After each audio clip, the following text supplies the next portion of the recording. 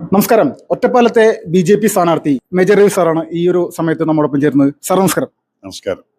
Sir, ഇപ്പോൾ എങ്ങനെയുണ്ട് നമ്മുടെ തെരഞ്ഞെടുപ്പ് വിശേഷങ്ങൾ? എങ്ങനെയുണ്ട്? എത്രത്തോളം പ്രതീക്ഷയുണ്ട്? പ്രതീക്ഷ ഞാൻ വന്ന അന്ന് തൊട്ടിട്ട് എനിക്കുണ്ട്. അതിപ്പോൾ കുറച്ചുകൂടെ കൂടിയിട്ടുണ്ട്. ആത്മവിശ്വാസം അതുപോലെ തന്നെ പ്രതീക്ഷയും. അത് ജനങ്ങളെ പ്രതികരണം കാണുന്ന സമയത്ത് നമുക്കറിയാവുന്നതാണത്. പിന്നെ ആരെന്ത് പ്രൊപ്പഗണ്ട അടിച്ചാലും ശരി, ഞാൻ പ്രൊപ്പഗണ്ടയൊന്നും അടിക്കുന്നില്ല. I'm still on that first and second ഫ്രെയിലുണ്ട്. ആൻഡ് അവസാന റിസൾട്ട് വരുന്ന സമയത്ത് അതൊരു സർപ്രൈസായിട്ട് ഞാനത് വിന്നറായിട്ട് തന്നെ എമേർജ് ആവുന്നുള്ള കോൺഫിഡൻസ് എനിക്കുണ്ട്. ഈ BJPയുടെ ഈ ഒരു മണ്ഡലത്തിലെ പ്രവർത്തനങ്ങളിൽ താങ്കൾ സംതൃപ്തനാണോ നിലവിലെ ഒരു സാഹചര്യത്തിൽ? BJPയുടെ എന്ന് പറഞ്ഞാൽ എനിക്ക് താഴെക്കടയിലുള്ള പ്രവർത്തകർ വളരെയധികം സപ്പോർട്ട്. കാരണം ആ ബൂത്ത് ലെവലിലെ ആൾക്കാർ രാത്രി കാലങ്ങളിലൊക്കെ ഫോട്ടോ ഒട്ടിക്കുന്നതും ഇവരുടെ പ്രവർത്തനങ്ങൾ കാണുന്ന വീഡിയോസ് ഞാൻ കാണുന്നുണ്ട്. അപ്പോൾ ദാറ്റ് മീൻസ് അവർ ഉഷാറാണ്. അവർ വളരെയധികം എക്സൈറ്റ്മെൻറ്റിലാണ് ഞാനിവിടെ വരുന്നുണ്ട് എന്നുള്ളതിൻ്റെ മുകളിലും. അതേപോലെ തന്നെ ഇപ്പം ഇതിൽ ഈ യങ്സ്റ്റേഴ്സ് എന്ന് പറയുന്നത് ആരാണ്? ബേസിക്കലി സിനിമ അറിയുന്നവരും അല്ലെങ്കിൽ പെട്രിയോട്ട്സും. അങ്ങനെ നോക്കുന്ന സമയത്ത് മോഹൻലാലിനെയും എന്നെയും അതുപോലെ തന്നെ കാണുന്ന ആളുകൾ ഇഷ്ടംപോലെ ചെറുപ്പക്കാരുണ്ട്. പക്ഷെ അതിൽ രസം എന്താ വെച്ചാൽ ബൂത്ത് ലെവലിൽ പല വയസ്സായിട്ടുള്ള ആളുകൾ പോലും നമുക്ക് വേണ്ടി വർക്ക് ചെയ്യുന്ന കാണുന്ന സമയത്ത് ചിലപ്പോൾ കണ്ണ് നിറയാറുണ്ട്. So I'm very happy about the workers. BJPനെ സംബന്ധിച്ച് നിരവധി പ്രവർത്തകർക്ക് ജീവൻ നഷ്ടപ്പെടുത്തേണ്ടി വന്നിട്ടുണ്ട്. ഈ ഒറ്റപ്പാലം പോലെയുള്ള മേഖലകളിൽ വലിയ രീതിയിലുള്ള രാഷ്ട്രീയ സംഘർഷങ്ങൾ, ഒരുപാട് സാഹചര്യങ്ങൾ ഉണ്ടായിട്ടുണ്ട്. അപ്പോൾ ഇതുപോലെയുള്ള ബലിദാനികളായിട്ടുള്ള പ്രവർത്തകർ വീടുകളിലൊക്കെ പോയിരുന്നു. ഇപ്പം ഞാനിപ്പം ഈ നാളെയാണ് എനിക്കൊരു സ്ഥലത്ത് ഞാൻ പോകാൻ നിൽക്കുന്നത്, അവരുടെ വീടുകളിലേക്ക് കയറാനും. അതുപോലെ തന്നെ മരിച്ചു പോയിട്ടുള്ള പലരുടെയും വീട്ടിൽ നമ്മൾ സന്ദർശനം നടത്തിയിട്ടുണ്ട്. ഇത് കുറച്ചുകൂടെ വിട്ടു കാണുമായിരിക്കും. പക്ഷെ അതും എൻ്റെ പ്രവർത്തകർ നോട്ട് ചെയ്തിട്ട് ഇവരെല്ലാം കാണാൻ പോകുന്നുണ്ട്. സീനിയർ ആയിട്ടുള്ള വർക്കേഴ്സ്, ഇപ്പോൾ റിട്ടയർ ആയിട്ടിരിക്കുന്ന ആളുകൾ, ഇവർക്കെല്ലാം നമ്മൾ ആ റെസ്പെക്ട് കൊടുത്തിട്ട് തന്നെയാണ് ഈ കമ്പയിൻ തുടങ്ങിയിരിക്കുന്നത്. അത് ഇനിയും കണ്ടിന്യൂ ചെയ്തുകൊണ്ടിരിക്കും. ഇപ്പോൾ നമ്മുടെ രാജ്യത്ത് 2022 കേന്ദ്ര സർക്കാർ നിരോധിച്ച പോപ്പുലർ ഫ്രണ്ട് എന്ന് പറയുന്ന സംഘടന, ആ സംഘടനയുടെ നിരവധി പ്രവർത്തകരെ NIA ഒറ്റപ്പാലത്ത് നിന്ന് അറസ്റ്റ് ചെയ്ത ഒരു സാഹചര്യം ഉണ്ടായിരുന്നു. SDPI എന്ന് പറയുന്ന അവരുടെ ഒരു രാഷ്ട്രീയ മുഖം ഒറ്റപ്പാലത്ത് എങ്ങനെയാണ്? അവരുടെ ഒരു നിലപാട് എങ്ങനെയാണ്? LDF അനുകൂലമായിരിക്കുമോ UDF അനുകൂലമായിരിക്കുമോ? എനിക്ക് ഇവരുടേതായിട്ടുള്ളൊരു ഡീറ്റെയിൽ ഞാൻ പട്ടാമ്പി എന്നാണ് അധികം കേട്ടത്. ഈ NDFൻ്റെയും ഇവരെല്ലാം പ്രവർത്തകരുടെ കുറച്ച് ഭീകരമായിട്ടുള്ള ആ ഒരു ഹാർഡ് കോർ കൈൻഡ് ഓഫ് ഫെനറ്റിസം. പക്ഷെ അതിൻ്റെ പേരിൽ ഞാൻ മുസ്ലിംസിനെ ഒന്നടങ്കം പറയില്ല. ഇതിനകത്ത് ഇതിപ്പോൾ എല്ലാ സ്ഥലത്തും ഉണ്ടാവുമല്ലോ. മാവോയിസ്റ്റ് എന്ന് പറഞ്ഞാൽ എന്താണ്? അത് നോക്കിക്കഴിഞ്ഞാൽ അതെല്ലാം ഹിന്ദുക്കളാണ്. ഇറ്റ് ഡസൻറ്റ് മീൻ ദാറ്റ് അതൊരു ഹിന്ദുവിൻ്റെ മിലിറ്റൻ്റ് റോൾ.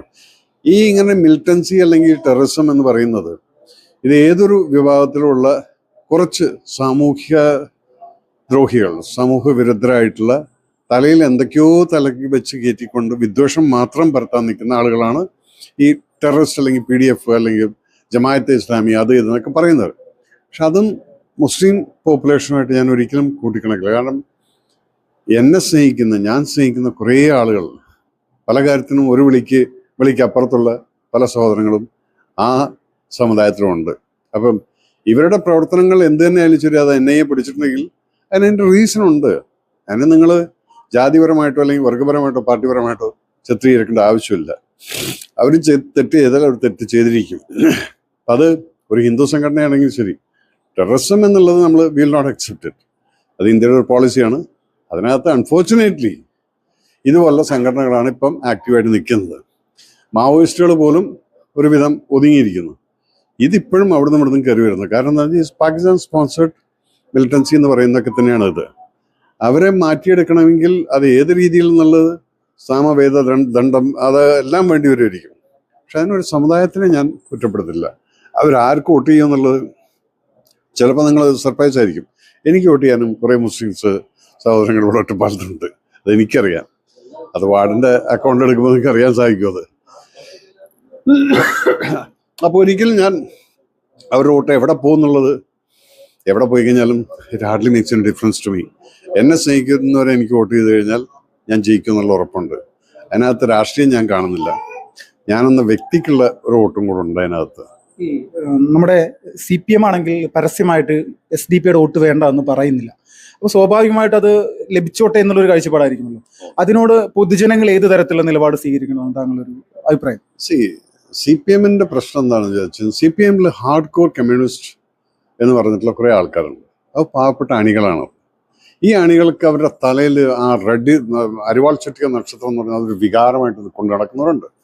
അവരറിയുന്നില്ല അവരുടെ മുതലാളിമാരെന്ന് പറയുന്ന ഈ മന്ത്രിമാരും അത് മോളിൽ തൊട്ട് താഴത്ത് വരെയുള്ളവരും കോടീശ്വരന്മാരും അവരുടെ മക്കളൊക്കെ പഠിക്കുന്നതും പുറത്താണെന്നുള്ളതും അവരുടെ മക്കൾ ഒരിക്കലും തല്ലു വാങ്ങാൻ വന്നിട്ടില്ല എന്നുള്ളതും ഇവർ തലയിൽ കയറില്ല.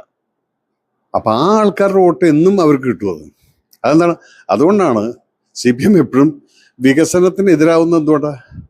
വികസിച്ചാൽ എല്ലാവരുടെയിലും പൈസ വരും, അവർക്ക് അതിൻ്റെതായിട്ടുള്ള കംഫർട്ട് കിട്ടും, കുട്ടികളെ പഠിപ്പിക്കാനുള്ള ഇത് കിട്ടും.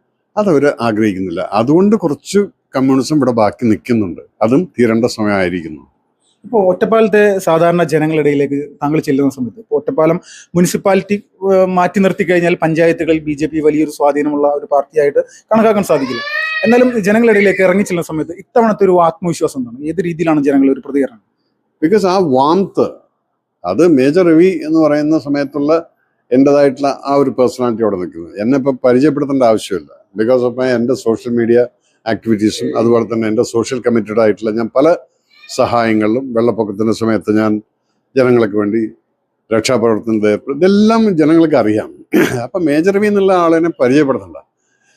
പിന്നെ എന്നെക്കുറിച്ച് അറിയാത്ത കുറേ സംഭവങ്ങളുണ്ടായിരിക്കും. ഞാൻ പട്ടാളത്തിൽ എന്ത് ചെയ്തു, രാജീവ് ഗാന്ധി വധക്കേസിൻ്റെ ഘാതകരെ കൊന്ന ആൾ ഞാനാണെന്നുള്ളത് പലർക്കും അറിയില്ല. ഇപ്പം അതൊരു സീരിയൽ വന്നതിന് ശേഷമാണ് എൻ്റെ പേരും ആ AK രവീന്ദ്രൻ തന്നെയാണ് ഈ മേജർ രവി എന്നുള്ളതൊക്കെ അറിയുന്നത്. അപ്പം അതെന്താണെന്ന് വെച്ചാൽ ഞാൻ സെൽഫായിട്ടുള്ള ഒരിക്കലും ഒരു ബൂസ്റ്റിംഗ് നടന്നിട്ടില്ല. പക്ഷെ ഇപ്പം ഇലക്ഷൻ്റെ സമയമായതുകൊണ്ട് yes, I am the one who did it. അത് അറിയുന്നവരുണ്ട്. പിന്നെ ഇന്ന് ഈവൻ കോൺഗ്രസ്സുകാരാണെങ്കിൽ ഏത് പാർട്ടി, ഞാൻ ആരോടും പാർട്ടി ചോദിക്കാറില്ല. പക്ഷെ അവരുടെ ആ വാംത്ത് കാണുന്ന സമയത്ത് അറിയാം. എന്നിട്ട് എൻ്റെ അടുത്ത് പറയും this time it's for you എന്ന് പറയുമ്പോൾ ഈ സമയത്ത് ഈ പ്രാവശ്യം നിങ്ങൾക്കാണെന്ന് പറയുമ്പോൾ എനിക്കറിയാം കഴിഞ്ഞ പ്രാവശ്യം ഒരു വേറെ ആർക്കോ കൊടുത്തിരിക്കുന്നുണ്ട്. ആ ഒരു ആത്മവിശ്വാസം എനിക്ക് വരുന്നുണ്ട്. ബിക്കോസ് കുറെ ആൾക്കാരെ എനിക്ക് വേണ്ടി വോട്ട് ചെയ്യാൻ നിൽക്കുന്നുണ്ട്. അത് BJP. ഒറ്റപ്പാലത്ത് താമര വിരിയിക്കുമെന്ന് തന്നെയാണ് താങ്കളൊരു പ്രതീക്ഷ? നല്ല വെയിലുണ്ടെങ്കിൽ നമ്മൾ വിരിയിക്കും. താമര വിരിയാണെങ്കിൽ നല്ല വെയിൽ വേണം. അപ്പം അതുകൊണ്ട് താമര നമ്മൾ വിരിയിച്ചിരിക്കും എന്നുള്ള ആത്മവിശ്വാസം എനിക്കുണ്ട്. വളരെ നന്ദി സാർ. വാശിയേറിയ പോരാട്ടം നടക്കുന്ന ഒറ്റപ്പാലത്ത് ഇത്തവണ BJP ഏറ്റവും വലിയ രീതിയിലൊരു പ്രതീക്ഷയിലാണ്. അത് മേജർ രവി സാർ തന്നെ സ്ഥാനാർത്ഥിയാവുന്നത് തന്നെയാണ് അതിൽ ഏറ്റവും ഒരു രസകരമായിട്ടുള്ളൊരു കാര്യം. ഇപ്പോൾ രാജ്യസ്നേഹികൾ എല്ലാവരും BJP വോട്ട് ചെയ്യും എന്നുള്ള രീതിയിലേക്ക് തന്നെയാണ് അദ്ദേഹം പറഞ്ഞു വെക്കുന്നത്. ഒറ്റപ്പാലത്ത് നിന്നും വിപിൻ ലാൽ, ഫാസ്റ്റ് റിപ്പോർട്ട്സ്.